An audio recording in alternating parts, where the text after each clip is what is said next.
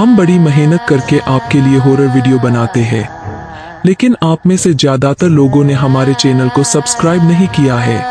अगर हमारी भयानक कहानियां आपके दिल की धड़कनें तेज करती है और आपको रोमांच से भर देती है, तो हमारे चैनल को सब्सक्राइब करना ना भूलें। तो आइए इस डरावने सफर में हमारे साथी बने, सब्सक्राइब करें और हमारी हर नई कहानी का हिस्सा बने। कर्णभी अंधेरी रात थी और सुल्तानपुर के श्मशान घाट पर चिता की लपटें आसमान को चीर रही थी। धुएं और राख के बीच एक अघोरी ध्यानमग्न बैठा था।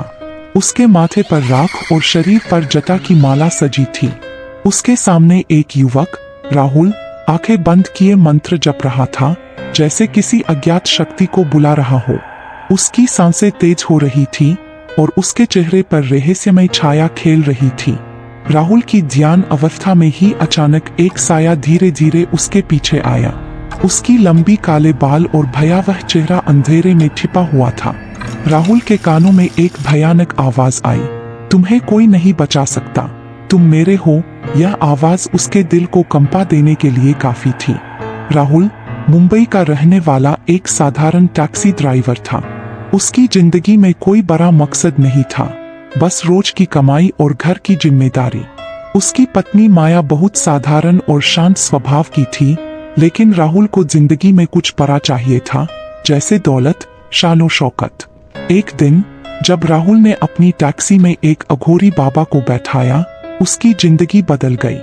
बाबा ने उससे कहा, बेटा, मैं तुम्हें कुछ ऐसा दे सकता हूँ जो तुम्हें दौलत और शोहरत की ऊंचाइयों तक पहुंचा देगा।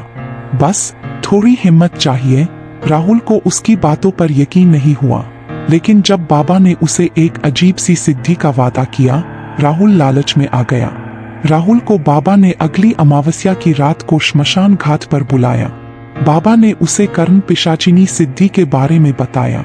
यह पिशाचिनी वो होती है जो मनुष्य के कानों में रहस्य बता सकती है। बाबा ने राहुल से कहा, यह साधना तुझे अमीर बना देगी, लोग तेरे सामने झुकेंगे, बस वचन मत तोड़ना। राहुल ने अघोरी की बात मान ली और ठीक समय पर श्मशान घाट पर पहुंच गया। वहां अघोरी ने मंत्रों का जाप करना शुरू किया और थोड़ी ही देर में धुंध के बीच से एक कर्ण पिशाचिनी प्रकट हुई। उसकी आंखें सफेद और चेहरे पर भयानक मुस्कान थी। उसने राहुल से कहा, मैं तेरी हूँ, पर याद रखना 3 वचन निभाने होंगे। अगर कोई भी वचन तोड़ा तो सब कुछ खत्म हो जाएगा। राहुल ने 3 वचन दिए। वह किसी को उसके बारे में कुछ नहीं बताएगा, वह उसे कभी नाराज नहीं करेगा, और सबसे महत्वपूर्ण, वह उसे कभी नहीं छोड़ेगा। राहुल ने कर्ण पिशाचिनी के साथ रहना शुरू किया। वह जो भी कान में कहती, राहुल वैसा ही करता और उसे सफलता मिलती गई। एक दिन एक बड़े बिजनेसमैन ने राहुल से कुछ सलाह मांगी। पिशाचिनी ने राहुल के कान में फुसफुसाया और राहुल ने उसे सही सलाह दी।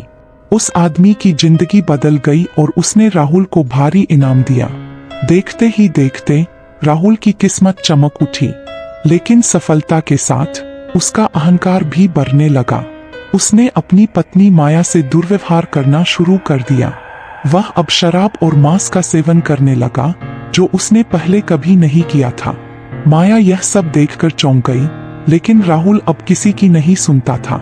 एक दिन जब कर्ण पिशाचिनी ने राहुल से कुछ कहा, राहुल ने उसकी बात को नजरअंदाज कर दिया। पिशाचिनी क्रोधित हो गई। उसने राहुल से कहा, तूने मेरा वचन तोड़ा है, अब इसका अंजाम भुगत। उसकी आवाज इतनी जोर से गूंजी कि राहुल के कानों से खून बहने लगा। राहुल ने अघोरी बाबा से मदद की गुहार लगाई। बाबा ने कहा, अब यह पिशाचिनी तेरी जान ले लेगी, लेकिन अगर तू हवन करेगा और भगवान की शरण में आएगा तो शायद तुझे माफी मिल जाए। राहुल और माया ने हवन शुरू किया, लेकिन तभी पिशाचिनी वहां आ धमकी।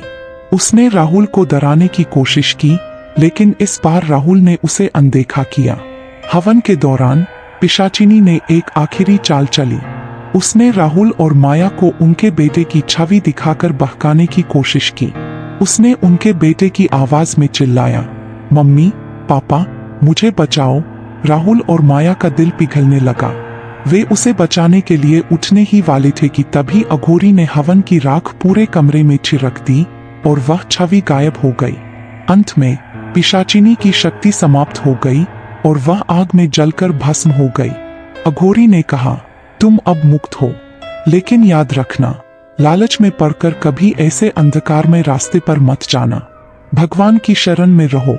राहुल और माया ने भगवान की भक्ति में अपना जीवन समर्पित कर दिया, लेकिन उस भयानक रात की छाया उनके दिलों में हमेशा के लिए बस गई। Subscribe Fear Fuse for more.